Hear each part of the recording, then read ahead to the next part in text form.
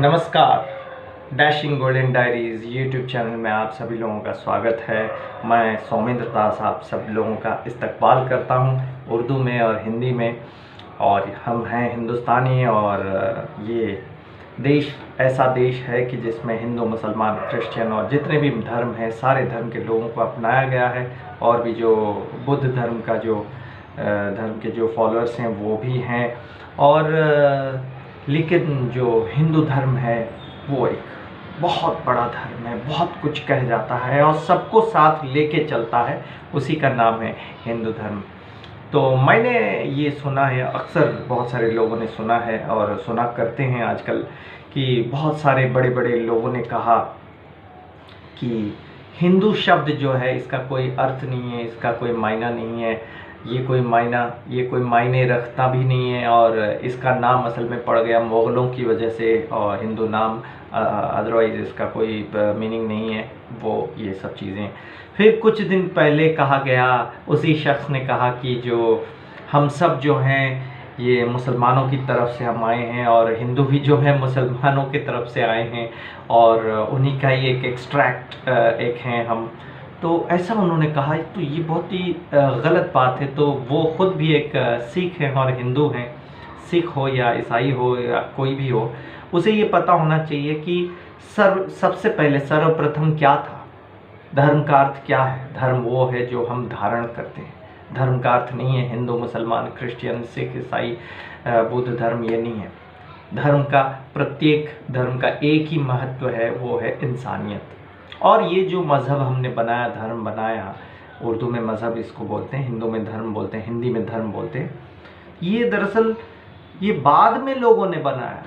क्या हमारे प्रभु श्री नारायण ने कहा था कि मैं एक अलग मज़हब का हूँ, अल्लाह एक अलग मज़हब का है, या जीसस क्राइस्ट एक अलग मज़हब का है? हाँ, उन्होंने ज़रूर कहा था कि मैं अलग अलग रूपों में, अलग अलग संतों महात्माओं के माध्यम से, संतों के माध्यम से मैं आऊँगा ज़रूर, गुरु के माध्यम से आऊँगा ज़रूर।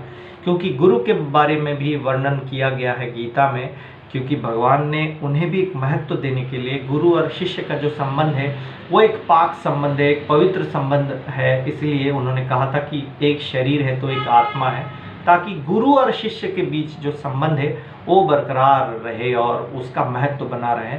तो उन्होंने ये कहा था, श्री कृष्ण स्वयं नारायण, यदुवंशी शिरोमणि स्वयं श्री कृष्ण भगवान, जो कि नारायण स्वयं आए थे, यदुवंश में जन्म जिन्होंने लिया था मथुरा में और फिर द्वारिका में जो द्वारिकाधीश बने, उन्होंने महाभारत युद्ध भूमि के मध्य में आकर के उन्होंने अर्जुन जो कि उन्हीं का ही अंशावतार हैं, अर्जुन स्वयं नर रूपी नारायण थे, उनसे उन्होंने कहा था कि मैं सब कुछ हूँ, लेकिन फिर भी तुम यदि किसी को भगवान मानते हो, किसी गुरु को, किसी संत को, किसी महात्मा को, और आने वाले वक्तों में बहुत सारे ऐसे संत महात्मा आएंगे, मेरे उपासक बन के आएंगे, मेरे ही धर्म का प्रचार करेंगे, धर्म का ही प्रचार करेंगे, अच्छे कर्म के बारे में ज्ञान देंगे, तो वो भी यदि तुम उन्हें भगवान के रूप में देखना चाहते हो तो उनमें भी तुम मुझको ही पाओगे।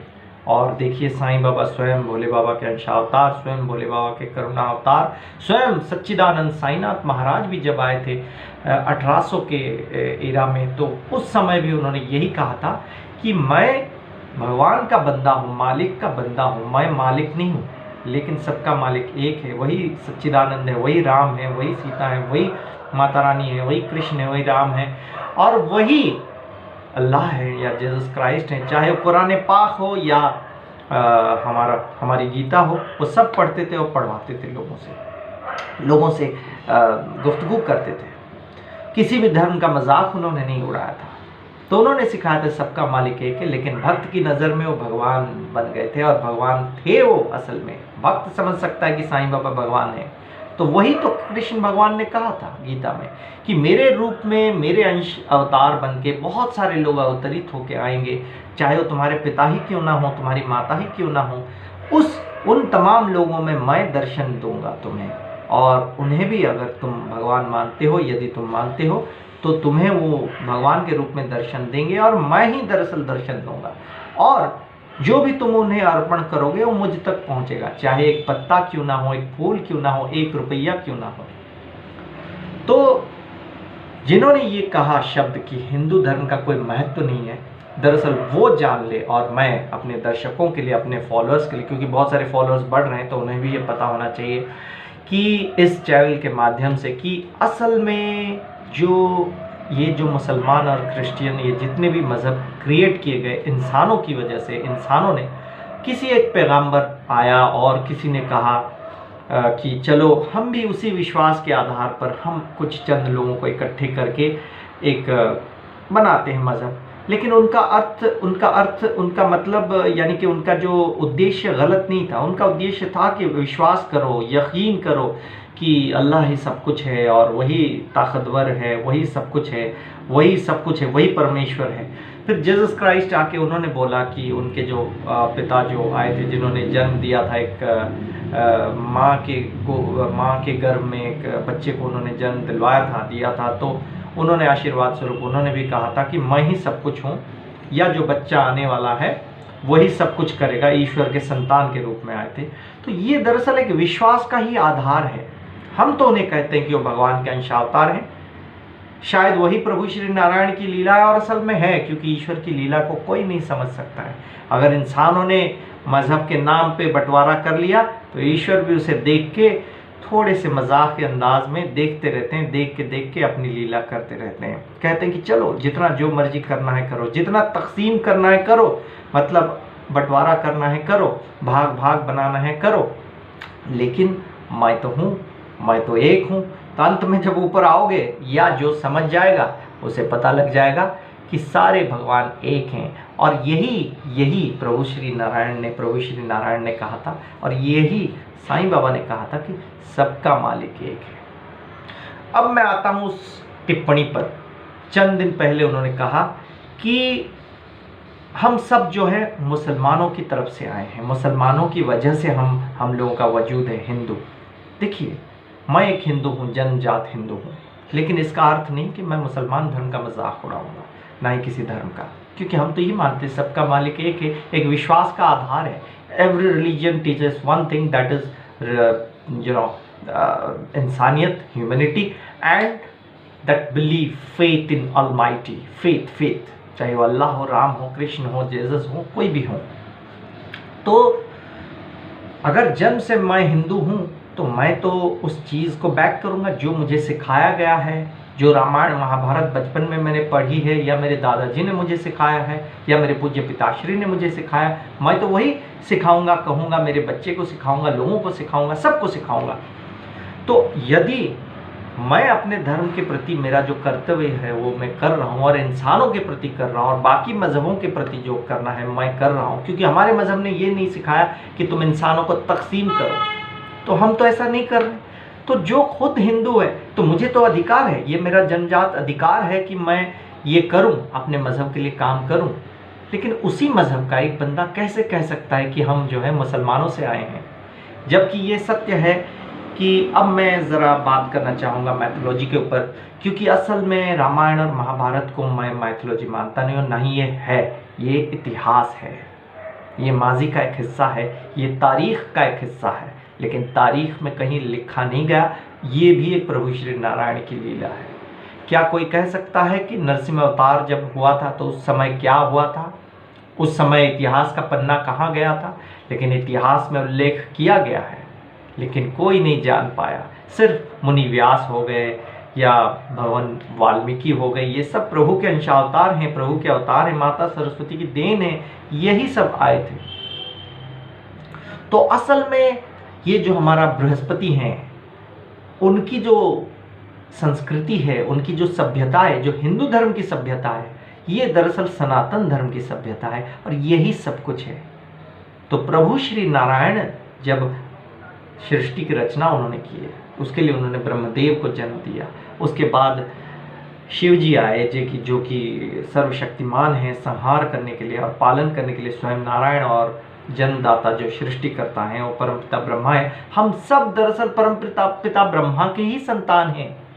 उसके बाद फिर अलग अलग ऋषि मुनि आए, फिर उन्होंने, ब्रह्मा ने चारों वेद का वर्णन किया, फिर उन्होंने धरती को भेजा, फिर माता महालक्ष्मी आई, फिर जन्म हुआ, पुरुष और स्त्री का मिलन होकर जन्म हुआ, और बहुत सारे, क्योंकि मुक्ति पाने के लिए प्रत्येक परमात्मा का जो अंश है, जो आत्मा है, हम सब जो आत्मा जो शरीर धारण करके इस धरती पर आए हैं, ये सब प्रभु श्री नारायण का ही अंश है। ये हम सब जो है नारायण के अंश हैं, ये उनकी लीला है।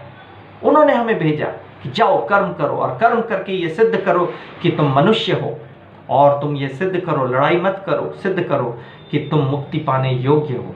तो हम अच्छे कर्म करते हैं और हम बुरे कर्म भी कर जाते हैं, तो बुरे कर्म का फल बुरा होता है, अच्छे कर्म का फल अच्छा होता है। फिर भी मैंने हमेशा कहा कि जो प्रभु के शरण में रहता है तो बुरे कर्म का असर भी खत्म हो जाता है, और धीरे धीरे वो अच्छे इंसान की तरफ, अच्छे इंसान बनने की तरफ बढ़ जाता है और अच्छा कर जाता है, और उसका जीवन और मृत्यु सब कुछ सफल हो जाता है। तो ऐसा तो चल रहा था। हिंदू का अर्थ क्या है?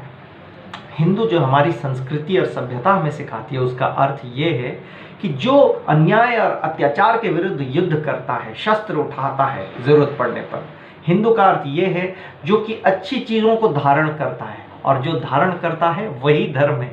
धर्म का अर्थ है सत्य, धर्म का अर्थ है सत्य का साथ देना, सत्य और धर्म को पकड़े रहना, चाहे वो रामायण का युद्ध हो, या महाभारत का युद्ध हो, या बाद में जितने सारे विश्व युद्ध जो हुआ, विश्व युद्ध हुए, और उसमें जो कहा, माफ़ कीजिएगा, कि उसमें जो कहा गया था कि तारीख में लिखा गया है वर्ल्ड वॉर 1, 2 जो भी है, लेकिन रामायण और महाभारत को किसी ने नहीं देखा, किसी ने नहीं लिखा। क्यों? क्योंकि यही तो प्रभु की लीला है। अगर सब कुछ जान जाओगे, सब कुछ पा लोगे, तो आज जो इतने सारे लोग जाके रिसर्च कर रहे हैं वो क्या समझेंगे? फिर कुछ तो मनुष्य के लिए उन्होंने छोड़ दिया, कुछ तो रहस्य छोड़ दिया कि सोचते रहो, सोचते रहो। लेकिन भक्त की नज़र में प्रभु श्री राम भगवान हैं, साईं बाबा भगवान हैं, या जितने पैगंबर आए हैं वो भगवान हैं। भक्त की नज़र में स्वयं नारायण हैं, सब कुछ है। वो भक्त देख पाएगा कि प्रभु श्री नारायण के अंशावतार और उनके जितने सारे अवतार हुए हैं वो क्या हैं, और हिंदू धर्म क्या है। लेकिन जो इस प्रकार के लोग हैं वो नहीं समझ पाएंगे। वो तो जस्ट आर्ग्यूमेंट ही कर सकते हैं, तर्क कर सकते हैं, बिना मतलब का तर्क बढ़ा के कैसे। बहुत सारे लोग ये भी हैं महाभारत को नहीं मानते, तो वो तो भक्त नहीं हुए। तो इसलिए सब कुछ का एक ही आधार है, विश्वास। और रामायण और महाभारत हमारे इतिहास का हिस्सा है। जब महाभारत युद्ध चल रहा था तो क्या कृष्ण भगवान ने कभी कहा था मोहम्मद अली को बुला लो, या फलाने किसी आइंस्टाइन, या ऐसा कोई जेकब्स हो गया, या इब्राहिम हो गया, ऐसे किसी नाम को बुला लो? क्या कोई और धर्म था? कभी आपने सुना? नहीं सुना होगा। तो जब उस समय नहीं सुना था तो ये सब कहाँ से आए? ये इंसानों ने अपने अंदर एक सबको तकसीम करके, कुछ लोगों ने सकारात्मकता की तरफ आगे बढ़ते हुए किया, कुछ लोग नकारात्मक सोच लेके इस तरह से किया, कुछ लोगों ने तो तलवार की नोक पर भी बनाया, धर्म बनाया, और उसका नाम दे दिया धर्म। जबकि धर्म एक ही है, वो है सनातन धर्म है, हिंदू धर्म है। हिंदू धर्म का दूसरा नाम है सत्य, और सत्य का दूसरा नाम है धर्म। सत्य का जो साथ देता है वही हिंदू है, और वही बाकी मजहब भी सिखाते हैं कि सच्चाई और ईमानदारी से काम करो, अल्लाह के ऊपर यकीन रखो, जीसस के ऊपर बिलीफ रखो, यही सिखाते हैं।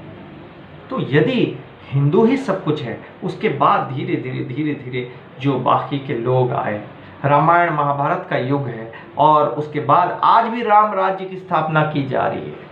आज भी रामलला की जन्मभूमि के लिए लोग कार्य कर रहे हैं, वही विश्वास के आधार पर। उस समय सेतुबंध का निर्माण किया गया था, उस समय पुष्पक विमान में लोग जा रहे थे, रावण जा रहे थे, या उस समय युद्ध किया जा रहा था, ब्रह्मास्त्र चलाया जा रहा था। और आज देखिए सारे परमाणु बम और जितने सारी चीज़ें, और जो हवाई जहाज़ जो भी है, वो सब उसी का ही एक एक्सट्रैक्ट है, उसी का एक रेप्लिका है, आप कह सकते हैं। ये सारी चीज़ें तो भगवान ने तभी बना दिया था। हमारे जो ऋषि मुनि जो लिखते थे उस समय जो गणित पढ़ते थे या पढ़ाते थे, वो सब तो उन दिनों में हो गया था। उन दिनों में आपने देखा होगा कि संजय जो महाभारत में संजय जो हैं, वो इस प्रकार जाके, जैसे आज दूरदर्शन या टीवी देख रहे हैं, तो उस समय उन्होंने वहीं बैठे बैठे मुनि व्यास देव की कृपा से, वो की अंशावतार हैं, as per the ISKCON temple, if you go and see read the history of ISKCON, you will come to know that Muni Vyas जो हैं एक कवि अवतार हैं भगवान के। ये कोई नहीं जानता कि भगवान के 2 अवतार हुए थे, महाभारत युग में और रामायण युग में। रामायण युग यानी कि त्रेता युग में परशुराम और राम का अवतार हुआ था, और वही परशुराम अवकाश लेने के बाद फिर द्वापर युग में आए थे, और उसी द्वापर युग में मुनि व्यास भी एक अवतार, और प्रभु श्री कृष्ण का अवतार तो सभी जानते हैं। तो वो कवि अवतार जो मुनि व्यास देव ने जो कृपा उन पर की थी, तो उस कृपा में इतनी शक्ति थी कि उन दिनों में संजय को एक टेलीविज़न नेटवर्क मिल गया था, और वो जाके वहाँ बैठे बैठे धृतराष्ट्र को कह रहे थे कि महाभारत युद्ध का पूरा वर्णन कर रहे थे, पूरा बतला रहे थे, कोसों दूर, मीलों दूर, कोसों दूर वो कहाँ महाभारत युद्ध चल रहा था, और उस समय युद्ध में भी टेक्नोलॉजी थी। तो ये सारी चीज़ों की जो सृष्टि है, सब कुछ हमारे हिंदू धर्म से आया है, हमारी शक्ति से आया है। जब पहुंच जाएंगे ऊपर तो सबको पता चल जाएगा कि सब कुछ summed up into one Lord, that is Lord Narayan. और लॉर्ड नारायण ही सब कुछ हैं, सृष्टि, पालनहार, संहार करने वाले सब कुछ हैं। और बाकी सब जो भी आए हम उनको भी प्रणाम करते हैं, वो भी एक विश्वास की आधारशिला में आए। वही साईं बाबा, हमारे साईं बाबा ने तो कभी नहीं सिखाया कि ये हिंदू है, मुसलमान है, क्रिश्चियन है, और कभी ये नहीं कहा कि मैं जिस धर्म से आया हूँ मैं उसी को ही जाके उसके बारे में इधर उधर की बातें करूँ। हाँ, अगर कोई बात है, कोई इंसानियत के खिलाफ कोई काम कर रहा है, मुल्क का बंटवारा कर रहा है, कुछ कर रहा है या कुछ गड़बड़ कर रहा है, तो वहाँ जाके आप बोल सकते हो, आप अपनी आवाज़ उठा सकते हो। परंतु इस प्रकार की बातें करना ये एक निंदनीय बात है, एक गलत बात है। इस तरह की बातें उड़ानी नहीं चाहिए। तो इसलिए मुझे ये कहना पड़ रहा है कि हिंदू का अर्थ ही है सत्य धर्म का साथ देना, और धर्म का अर्थ है कि सत्य के साथ रहना। धर्म वही है जो हम करते हैं और वे ऑफ लाइफ धारण करते हैं। धर्म का मतलब नहीं है हिंदू, मुसलमान, क्रिश्चियन ही। बहुत सारे लोग कंफ्यूज रहते हैं। कुछ लोग कहते हैं भाई तुम किस धर्म के हो? अरे एक ही धर्म है, मानव धर्म है, मानवता ही धर्म है।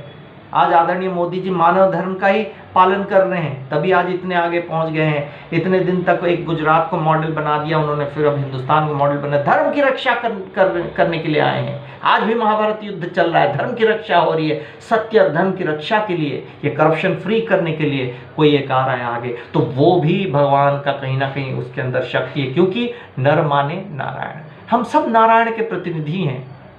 इस चीज़ को जानने के बाद, समझने के बाद, एक हिंदू या सिख है, गुरु नानक देव जो हैं, उन्होंने कहा था नानक नाम जो है वो एक जहाज समान है, जो चढ़ गया वो उस पार उतर जाएगा, मतलब नैया पार हो जाएगी, उसका जीवन सफल हो जाएगा और अंत में उसको मुक्ति मिल जाएगी। एक लंबा स्वास्थ्यवान जीवन के लिए हम जो प्रार्थना करते हैं वो हमें मिल जाएगा।